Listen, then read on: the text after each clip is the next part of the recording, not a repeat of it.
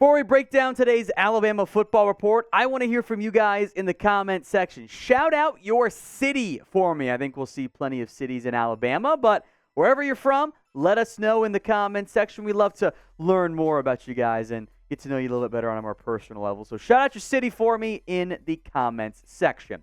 Let's begin with a recruiting update. Michael Uini, I believe I'm pronouncing that name correctly still. If I'm wrong, terribly sorry, Michael. He is going to make his decision in a couple of days. June 30th, with Alabama among the favorites and the frontrunners to land the 4-star recruit.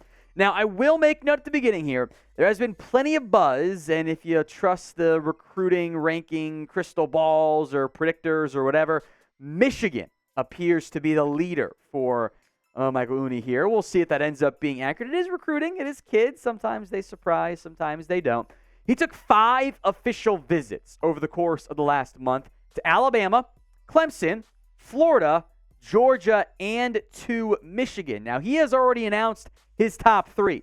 The Alabama Crimson Tide, the Georgia Bulldogs, and the Michigan Wolverines. Now, he recently spoke with On3 and was asked, hey, you have your decision coming up in a couple of days.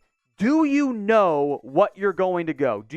Is your mind made up? His response, yes, sir.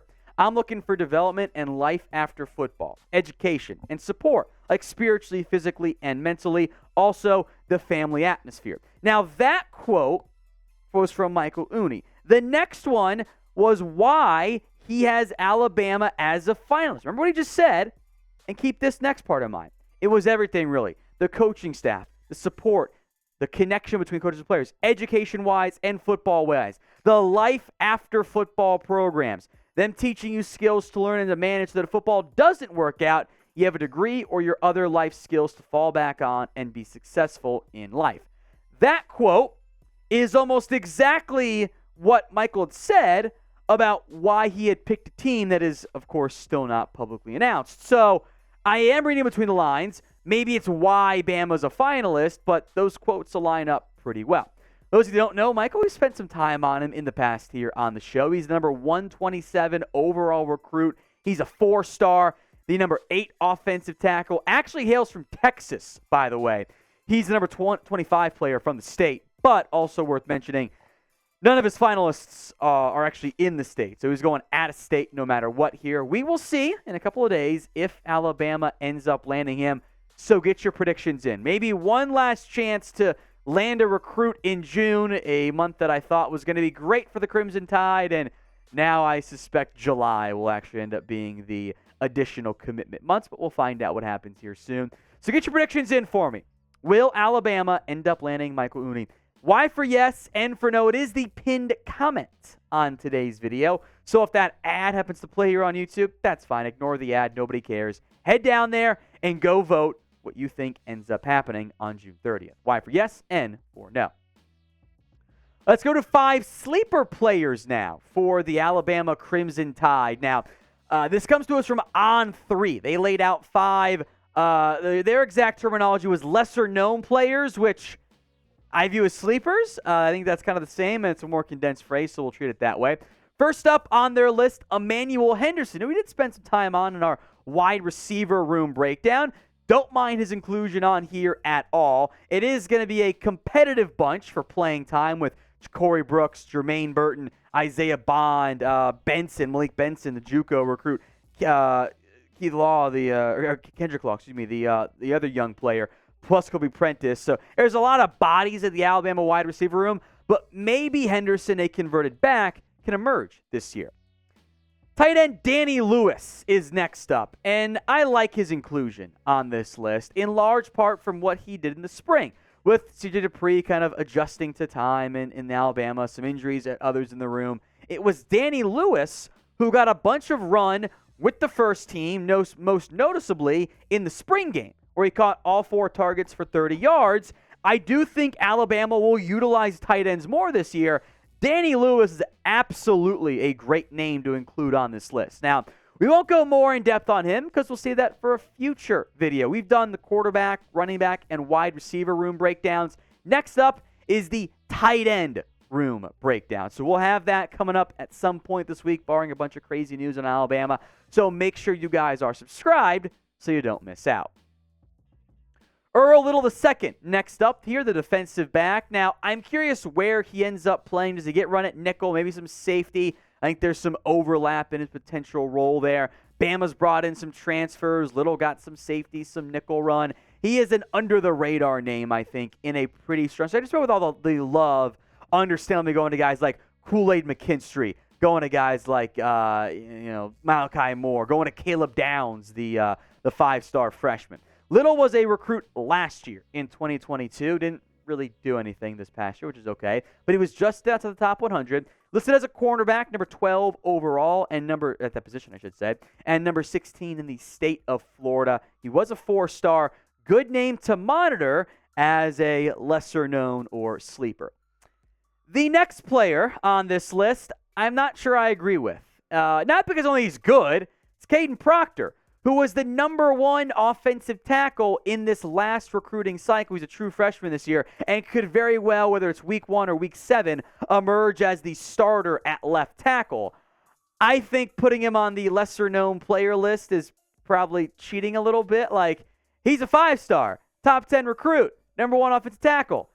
I think most of us know who he is for Alabama football. If you have not already got a jersey, maybe it's for Proctor, maybe it's any player, or you want your own custom one, they are still 25% off with our friends over at Fanatics. So go get yours today. Chatsports.com/Alabama jersey. Link will be in the comment section and the description of today's show. That's chatsports.com/Alabama jersey. You can get throwback ones as well. Not throwback, but previous players, I should say, like Bryce Young. They got Derrick Henry ones and more. Get yours today. Links in the comments and the description. Last up, now this is a good choice. That is Quandarrius Robinson. Obviously, Dallas Turner is going to play a huge role for Alabama. They should have solid starting room. Maybe there's room for a third rotation player. And On3 said maybe Robinson, who did impress in the spring game after not playing much in 2022, could end up being that guy for the Crimson Tide. Bama's churned out pass rushing prospects. We are all understandably very excited about Dallas Turner this year, but Robinson could be a good name to monitor as a rotation piece this season. When it comes to breakout players, I think Robinson kind of fits that mold. Earl Little. Everybody say everyone but the freshmen. I don't count freshmen as breakout players. But name a player who you think ends up breaking out. I'll get to one name here in a moment, but I want to hear from you guys first in the comments. Deontay Lawson is the name we'll talk about here. So USA Today, they went through one breakout candidate for each SEC school. And they had the local beat writers, the Roll Tide Wire, pick one. And they went with Deontae Lawson, which I think makes sense as a breakout candidate. Alabama has the spot at the inside linebacker position to emerge as a potential piece up front and see what he can end up doing and see if he can emerge as that dynamic piece on the interior. But what really surprised me here, specifically with Deontay Lawson, is what they wrote in terms of why he's a breakout candidate. USA Today says Lawson has the skill set and traits to become one of the best linebackers in program history. That is a pretty massively high bar for a non-5-star linebacker. Look, I think he's good. I think he's going to be really good this year.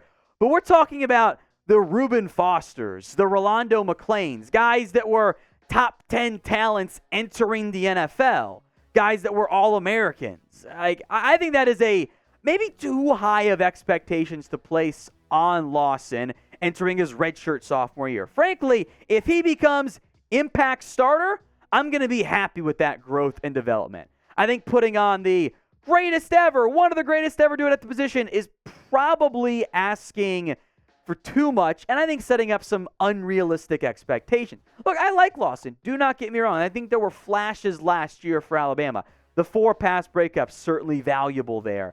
51 tackles, 2.5 TFLs.